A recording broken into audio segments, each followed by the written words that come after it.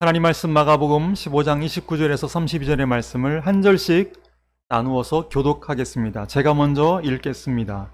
지나가는 자들은 자기 머리를 흔들며 예수를 모욕하여 이르되 아하 성전을 헐고 사흘에 짓는다는 자여,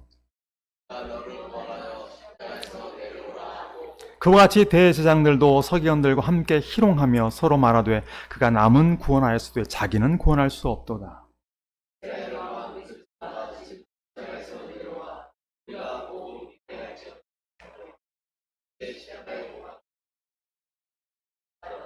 아멘. 좋은 사람이지만 복음을 모르면, 좋은 사람인데, 좋기로 소문난 사람인데, 인격적인 사람인데, 훌륭한 사람인데 복음을 모르면 완전하고 영원하신 하나님의 일을 불완전하고 제한적인 사람의 생각으로 판단하고 결정하고, 그래서 하나님의 일에 순종하며 협력하기보다는 하나님의 일을 배적하기도 하고 제한하기도 하고 성령을 근심케도 한다. 지난주에 말씀드렸던 내용입니다. 괜찮은 사람인데, 참 좋은 사람인데 복음을 모르면 하나님의 일에 옳게 쓰여지기보다는 도리어 반대 결과를 갖고 오는 경우도 있어요. 저와 함께 모임을 같이 하는 어떤 목사님께서 자신의 얘기를 들려줬습니다.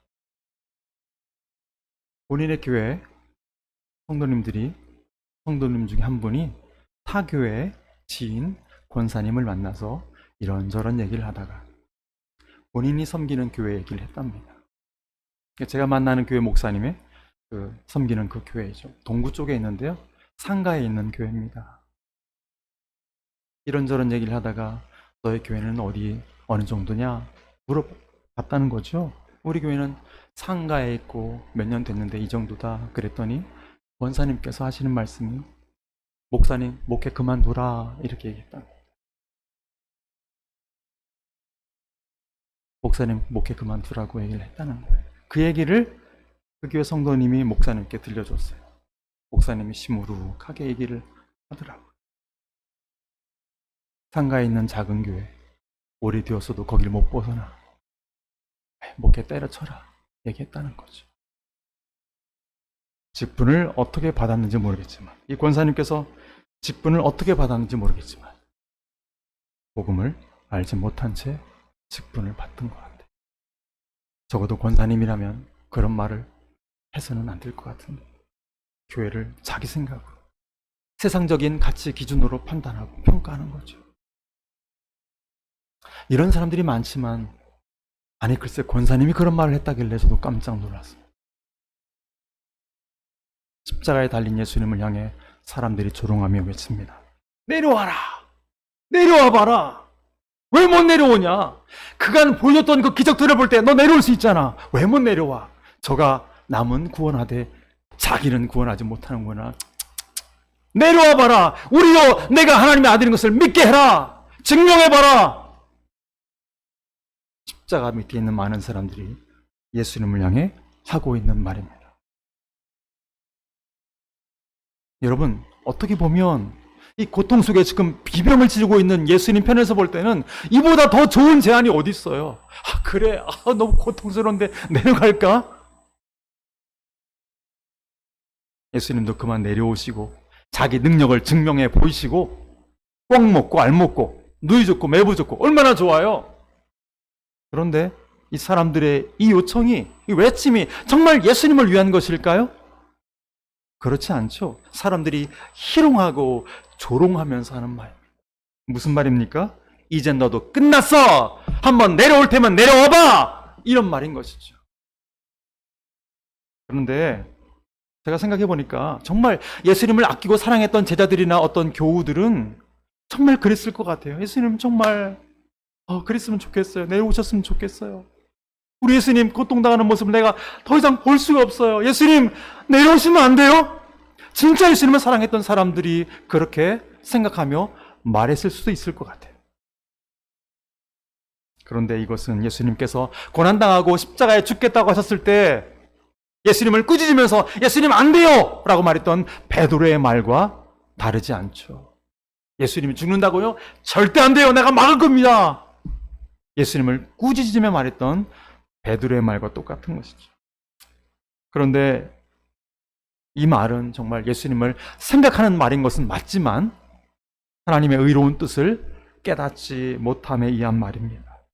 예수님의 십자가의 죽으심이 무엇을 위한 것인지 알지 못하기 때문에 했던 말이에요. 그래서 예수님은 베드로를 향해서 야 그래도 네가 나를 생각하는구나 한 것이 아니라 내가 사람의 일만 생각하는구나. 하나님의 일은 생각지 않고 내가 사람의 일만 생각한다라고 하면서 베드로를 향해서 말씀하셨던 겁니다. 여러분 그렇습니다. 예수님께서 이 땅에 오신 것, 고난당하시고 죽으신 이후 깨닫지 못하고 이 복음을 알지 못하면 예수님을 위한다고 하지만 도리어 그 열심으로 복음을 무너뜨리는 결과를 갖고 오기도 하는 것이죠. 사도 바울이 1차 전도 여행 중에 바보라는 섬에 이르렀을 때 거기서 했던 설교 중에 이런 내용이 있어요. 제가 준비한 말씀을 화면을 통해서 함께 읽도록 하겠습니다. 시작. 예루살렘에 사는 자들과 그들 관리들이 예수와 및 안식일마다 외우는 바 선지자들의 말을 알지 못함으로 예수를 정죄하여 선지자들의 말을 응하게 하였도다. 아멘. 안식일마다 회당에 모여서 뭐예요? 율법을 배워요. 율법을 공부하고 율법을 가르치고 율법을 학습하고 그렇게 살아가는데 선지자들이 구약에 예언자들이 구약에 기록해 놓은 그 말씀을 알지 못해요. 어떤 일이 벌어졌어요? 그래서 메시아를 정죄하고 십자가에 못 박았다는 거예요. 매주마다 성경을 보고 학습을 하고 그래서 성경 시험 보면 늘 만점 받고 금메달도 타는데 성경이 말하고 있는 메시아가 누군지를 몰라서 하나님의 아들을 십자가에 매달아 죽겠다는 것이죠.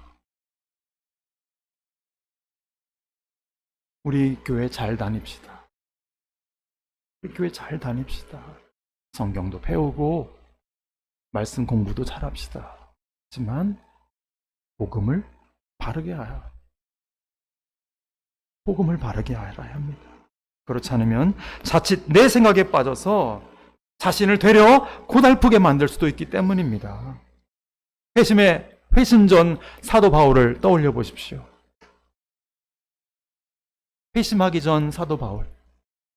예수님을 만나기 전 사도 바울은 성령 충만했던 스데반 집사님을 돌로 쳐 죽이는 일에 한 패거리가 되었습니다. 저런 인간 가만두면 안 돼! 사정없이 돌을 던졌던 한 사람 중에 사도 바울이 있었던 것이죠. 저런 것들은 죽어야 돼! 스데반 집사님을 돌로 쳐 죽이는 일에 한 역할을 했던 사람이 사도 바울입니다. 그는 그 이후로 죄 없는 사람들을, 예수 믿는 사람들을 잡아다 옥에 가두고 그들의 가정을 파괴하는 일을 하면서도 생각하기를, 와, 하나님이 나를 얼마나 기쁘게 여기실까? 하나님이 나를 얼마나 좋아하실까? 이 율법을 훼손한 저런 인간들 싹 다 잡아 죽여야 돼. 하나님이 나를 얼마나 기뻐하실까? 이렇게 생각했다는 거죠. 하지만 예수님은 다메섹 도성에서 그를 만나 하셨던 말씀이 뭡니까? 왜 내가 너를 스스로 피곤케 하느냐? 왜 내가 너를 스스로 찌르고 있느냐? 라고 말씀하셨어요. 여러분, 우리가 열심은 있지만 복음을 모르면 앞선 권사님처럼 자기 생각으로 교회를 판단하고 업신여기는 우를 범할 수 있게 되는 것이죠. 복음을 모르면, 열심은 있는데 복음을 모르면 자기 생각대로 판단해버리는 거예요. 그 열심으로 하나님의 교회를 폄하하는, 그것이 부끄러운 일인 줄도 모르고 살아가는 것이죠. 사울에게 쫓기던 다윗에게 사울을 제거할 두 번의 기회가 주어졌을 때 다윗은 그 기회를 통해서 사울 왕을 죽이지 않습니다. 왜요? 하나님이 세운 사람이니까. 하나님이 세운 사람이라고 해서 두 번의 기회가 더 줬는데 그는 그 기회를 통해서 사울을 제거하지 않아요. 하지만 이런 다윗의 마음을 알지 못했던 다윗의 부하들의 문제입니다. 뭐 하는 거지 지금? 하늘이 준 기회인데. 이건 틀림없이 하늘이 준 기회야. 왜 그를 제거하지 않습니까? 당신 정신 나간 거 아니에요? 이런 기회가 어디 있습니까? 우리가 이 인간 때문에 얼마나 많은 시간 동안 동화망다니면서 인간 대접받지 못하고 이렇게 사람들에게 조롱거리가 되고 있는데 이 기회를 통해서 그 외 왕을 제거하지 않습니까? 다윗의 부하들의 생각입니다.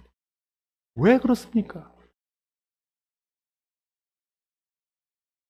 다윗과 그 나라를 위해서 말한다고 했지만 그 생각은 하나님께로부터 온 것이 아니었던 것이죠. 철저히 인간적인 생각이었고 자기 중심적인 판단이었던 것이죠. 결국 원수를 제거해서 왕권을 든든히 세우겠다고 했던 사울 왕은, 그의 나라는, 그의 부대는, 그의 자녀들은 다 몰락하고 패망했지만 참고 견디면서 하나님의 뜻을 구했던 다윗이 남긴 업적은 지금까지도 역사 속에 빛나고 있고 예수님은 그 계보를 통해서 세상에 오셨던 것이지요. 복음은 초대교회 등장과 함께 스데반 집사님께서 보여주셨던 것처럼 죄 있는 자가 돌을 던지고 죄 없는 자가 돌에 맞는 거예요. 이게 복음입니다. 다시 말씀드리죠. 죄 있는 자들이 돌을 던지고 죄 없는 자가 돌에 맞는 거예요. 하지만 그 사울을 법정으로 끌고 가는 것이 아니라 그를 용서하는 것. 이게 복음이 우리에게 가르쳐주고 있는 거예요. 원수를 사랑하고 용서해주는 것. 돌에 맞았지만 네가 나한테 이렇게 했어? 내가 가만두지 않겠어. 하는 것이 아니라 힘들고 어렵지만 그를 용서하는 것. 주님께서 십자가에서 보이셨던 그 사랑과 용서를 따라 그를 그렇게 바라보는 것. 이것이 복음이라고 우리에게 말씀하고 있죠. 지난번에 한번 말씀을 드렸고 보여줬던 영상을 한번 다시 볼 텐데요. 2015년 6월 17일에 미국을 경악해 했던 한 총기 난사 사건이 있었습니다. 장소는 미국 사우스캐롤리나에 있는 한 흑인 교회에서 일어났던 일인데요. 한 청년의 무차별 난사로 9명의 성도님, 목사님을 포함한 성도님들이 그 자리에서 목숨을 잃었습니다. 범인은 21살 백인 청년 딜란 루프인데 이 사건이 주었던 더 큰 충격은 무엇인지 아십니까? 이 교회가, 이 성도들이 이 딜란 루프를 용서하기로 했다는 것이죠. 준비한 영상을 함께 화면을 통해서 보도록 합시다.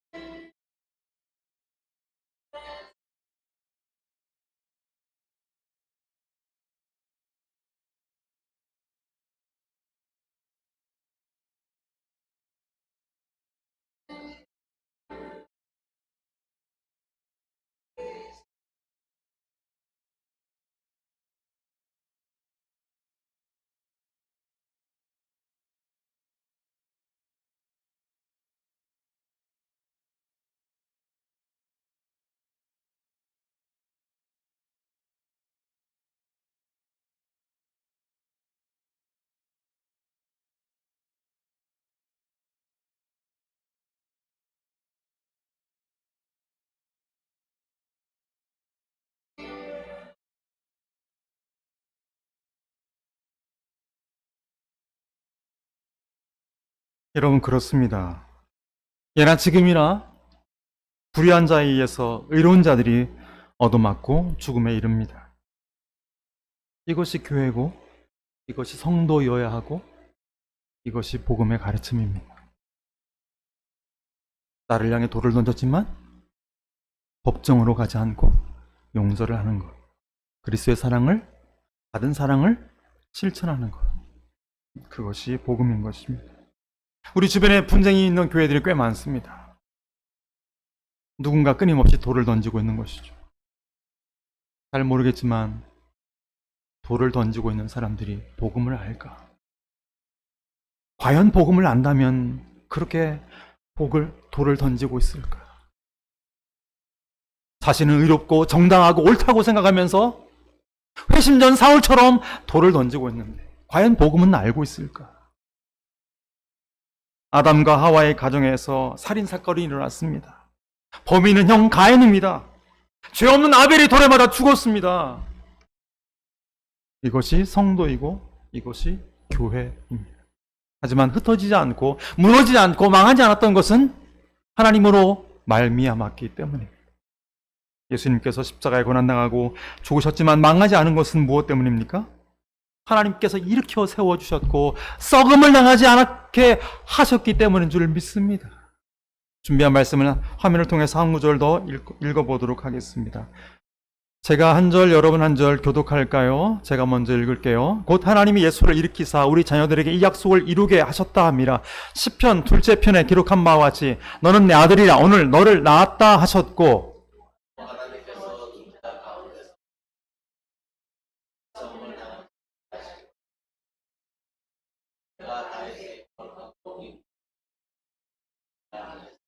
또 다른 시편에 일렀으되 주의 거룩한 자고 썩음을 당하지 않게 하시리라 하셨느니라.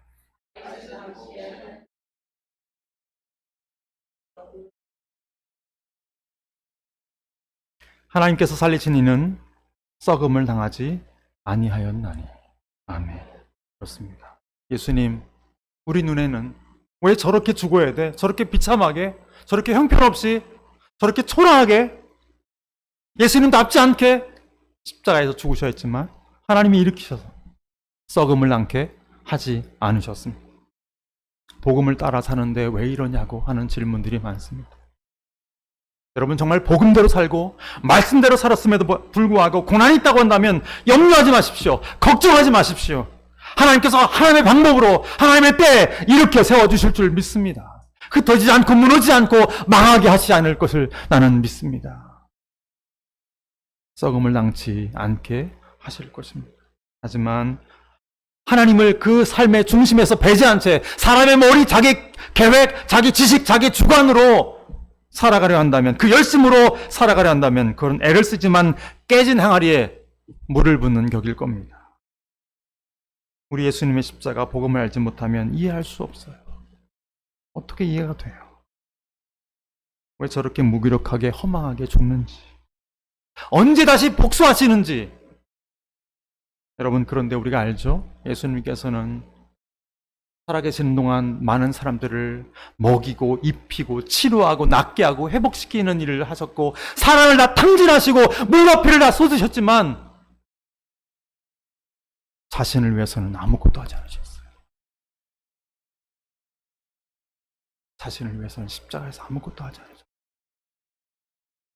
그 능력을 나타내실 수 있는 그 십자가에서 그분은 아무 능력도 나타내지 않으셨어요.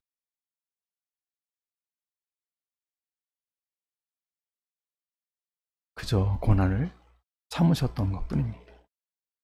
내 삶이 왜 때로 왜 이런지 이해가 안 될 때 있습니다. 언제까지일까? 너무 억울하고 잠도 오지 않고 답답함에 괴로워할 때가 있습니다.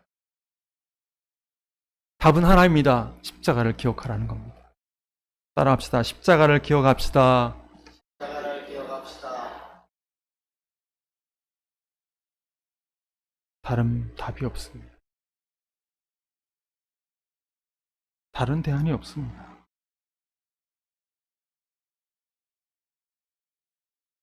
누가 나에게 돌을 던지고 있습니까?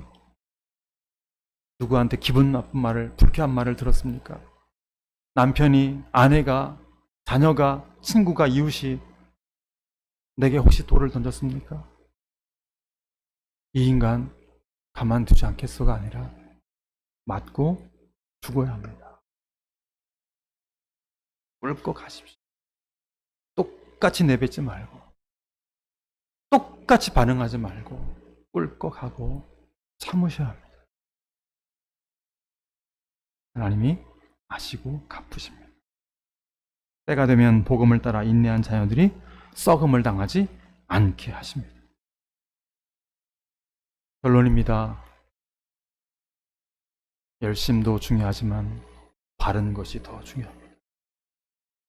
바르지 않으면 그 열심이 도리어 자신을 해치게 됩니다. 이단과 사이비도 똑같은 성경을 보다가 멸망의 길로 가고 있지 않습니까? 복음을 알지 못하면 나의 지혜, 나의 열정, 나의 힘이 도리어 나를 지치게 할 뿐입니다. 나아가 하나님의 교회를 무너뜨리고 하나님의 일을 대적하기도 합니다. 나는 옳다고, 나는 정말 예수님을 사랑해서 했던 말이라고 하지만, 그래서 예수님을 내려오시라고, 그만 내려오시라고 했지만 그것은 하나님의 나라를 생각지 못했던 그저 한 인간의 생각이었던 것이죠. 메사의 말씀과 기도로 살라는 이유가 여기 있습니다. 내 생각만 앞세우는 우를 범치 않기 위해서.